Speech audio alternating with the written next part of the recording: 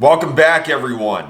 Before we start today, I have some huge news for y'all that I'm super excited to share. I've teamed up with Invader Coffee because they are a veteran-owned business and they have true American values that you and I both have. So there's two badass announcements that I have for y'all today. Invader Coffee is having a 15% sale on all of their products. Right now, my personal favorite is the whiskey blend.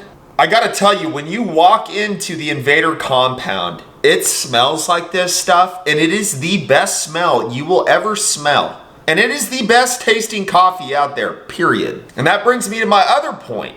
Y'all are gonna be able to experience it firsthand. We are doing a meetup on Saturday, January 16th at the Invader compound. We're gonna have contests, we're gonna hang out, we're gonna drink some coffee, I'm gonna be signing bags or whatever else y'all wanna bring. So there is a 15% discount code below this video. All you have to do is type it in at checkout. It's gonna give you 15% off some of the best coffee, hands down, in the world. So throw your grocery store coffee out, stop messing around, and get some real coffee that has true American and veteran values behind it.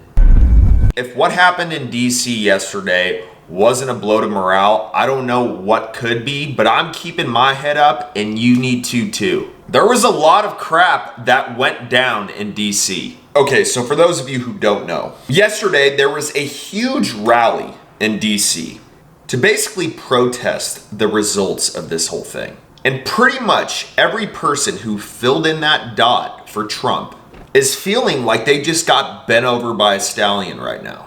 And it's a shame. It's a shame that we are more worried about a virus this year than the future of our country. It makes my skin crawl. Get into the details of what happened yesterday. All of the media was saying that it was a big riot.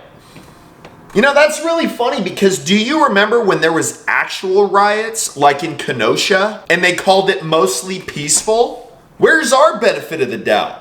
But we don't need your benefit of the doubt. I'm trying to make a point. The amount of people on the left and the media that has commented about what happened yesterday, saying, oh, this is a complete disgrace to our democracy and these people should be put in jail and all this stuff. It really shows you how biased this whole thing has been. Oh no, when BLM and Antifa and all these people were in the streets, no, it was just a protest. It wasn't a riot. If those weren't riots, what happened yesterday in DC was a meet and greet. Maybe some cheese and wine added in. Now, there have been reports that Antifa members dressed in MAGA gear started everything. And all I have to say to that is y'all are a bunch of cowards. If you want to infiltrate something, go in there with your head held high, wearing what you stand for. That just shows that y'all are getting paid to do this. And for those of you who don't know, when everybody was storming the chambers in the Capitol, a woman was trying to get through a window and she was shot and she's dead. Young woman. Here's the biggest point of this video. And I'm fired up about this because anytime somebody goes from the right to the left, and I'm not saying that you say you're a conservative and then you go and say, okay, now I'm a liberal. No, I don't mean that. I'm saying when your values and your actions don't line up to what you say you are.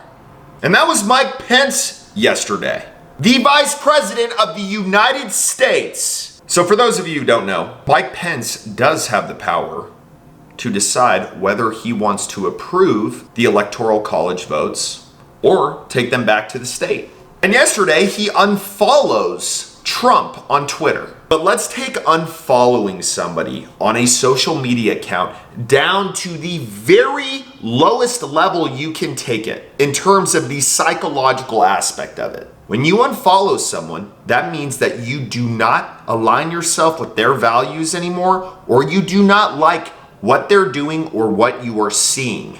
All of you who have social media accounts can identify with that. I've unfollowed people. In fact, I unfollowed Mike Pence today. But basically what Mike Pence has done is he has refused to do anything or even listen to Trump in terms of helping turning over this thing. And to me, it's a total betrayal of Trump and of the American people. So Trump set out this tweet yesterday. And guess what? Twitter restricts his account and says that they are going to ban him if he doesn't stop.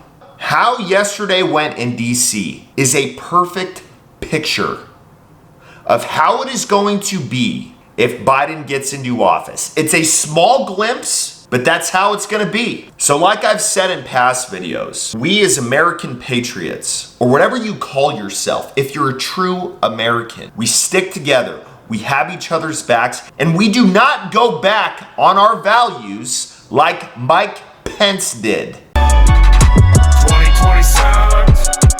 Man, ain't that true? Yeah, we love guns. And America too. Mount up.